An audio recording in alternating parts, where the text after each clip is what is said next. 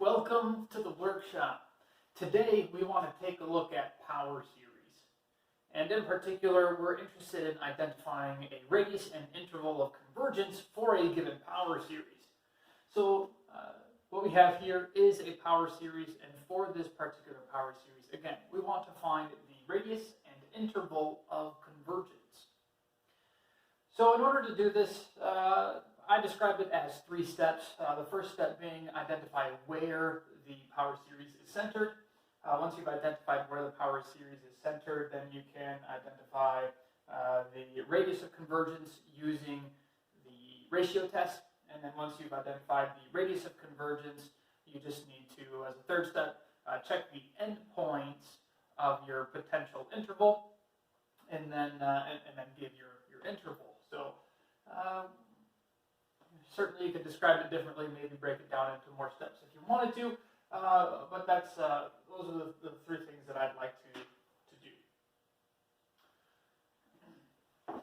So first thing is I want to rewrite this ever so slightly as 2 to the n times x minus 0 to the n. Of course, I can distribute the exponent of both factors, 2 to the n and x to the n, and x to the n is x minus 0 to the n. There's no problem there. That tells us that it's centered at 0. So first, the power series is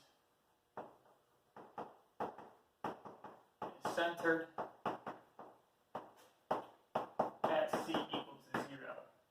The text that we use has the general term as x minus c, so I'm saying that c is 0 in this case. Now the next step is to use the ratio test to determine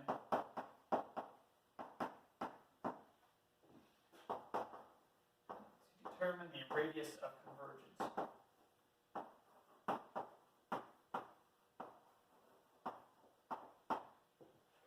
So we already have videos that discuss the ratio test. So if you're unfamiliar with that, I would encourage you to review the videos that discuss the ratio test, so that way we can use it here. So the ratio test, let's see here, usually uses the idea of the limit as n goes to infinity of a sub n plus 1 divided by a sub n.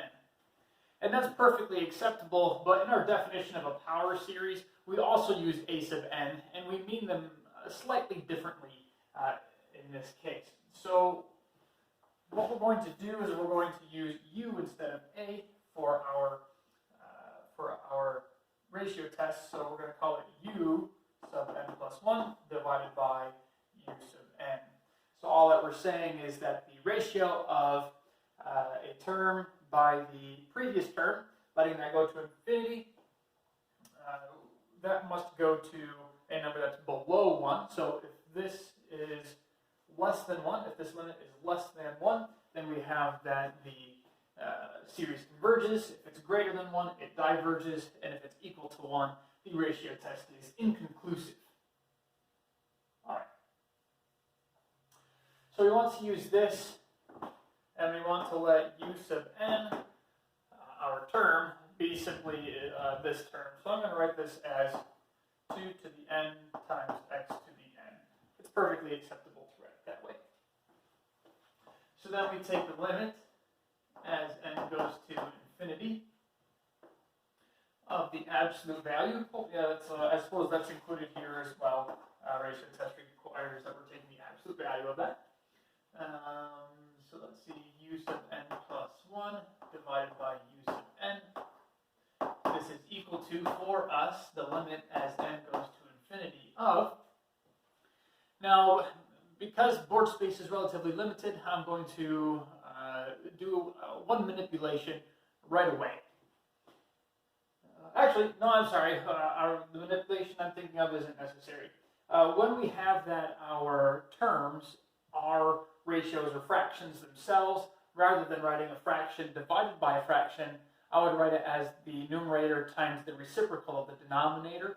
but we don't have that here. So we can just write this as 2 to the n plus 1 times x to the n plus 1 divided by 2 to the n times x to the n.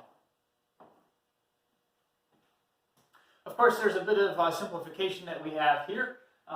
2 to the n completely cancels out with the n factors of 2 up here, and the n factors of x cancel out with the n factors of x here. So this is equal to, now notice x itself is not part of the limit, so we can identify this as the limit as n goes to infinity of 2x, or simply, let's see, absolute values there, or simply the absolute value of x times the limit as n approaches infinity of 2. Now, of course, that doesn't depend on n, so this is equal to just 2. 2 times the absolute value of x. There we go. And so this is our limit value. When this is less than 1, by the ratio test, the series will converge. So by the ratio test, the series converges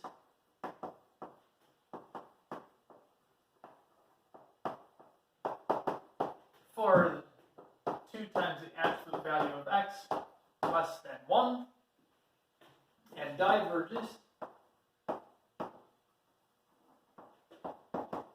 for the 2 times the absolute value of x greater than 1.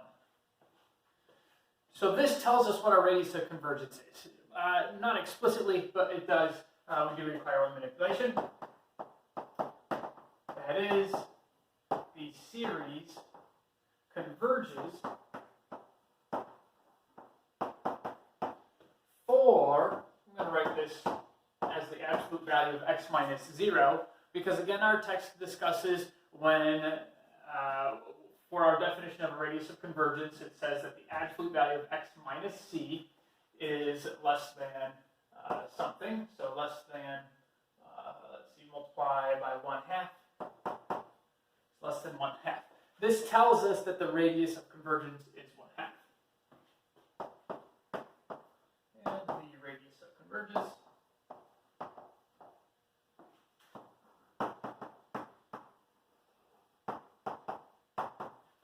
is 1/2. For this, again, for this text, we use r to give the radius of convergence. So that's the second step. We have the radius of convergence. And for the third step, we want to investigate the endpoints. So for the third step, we want to test endpoints. And what am I talking about there? Well, our interval is going to be something of the form, let's see here, c minus r, comma c plus r, where c is where the series is centered, and r is the radius of convergence, and I have to determine whether I can use brackets there or parentheses in some sort of a combination, and those are the endpoints that I'm testing, whether I'm going to use a parenthesis saying don't include the endpoint, or a bracket saying do include the endpoint.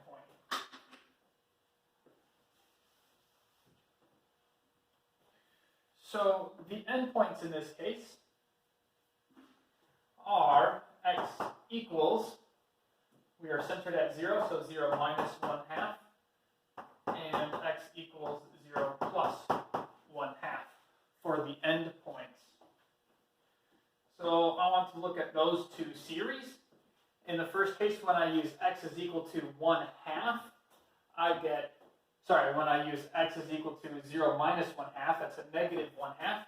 I have 2 times a negative 1/2 is a negative 1, and this gives me negative 1 to the n. And we should be familiar that this series diverges.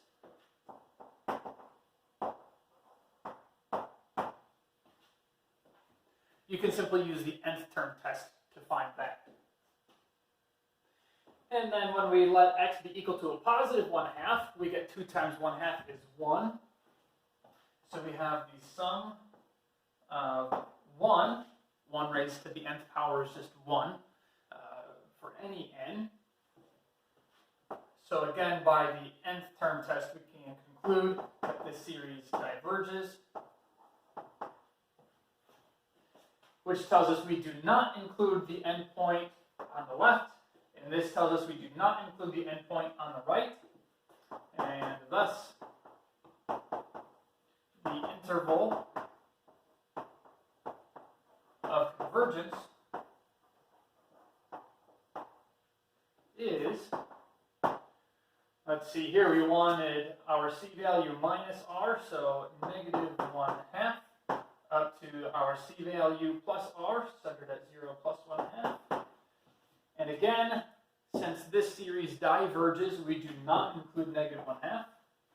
And since this series diverges, we do not include positive 1/2. And that gives us the interval of convergence. So the question asked for the radius of convergence and the interval of convergence. I've underlined them so they can be easily identified. Excellent. Thank you for joining me in the workshop today. I look forward to seeing you guys again soon.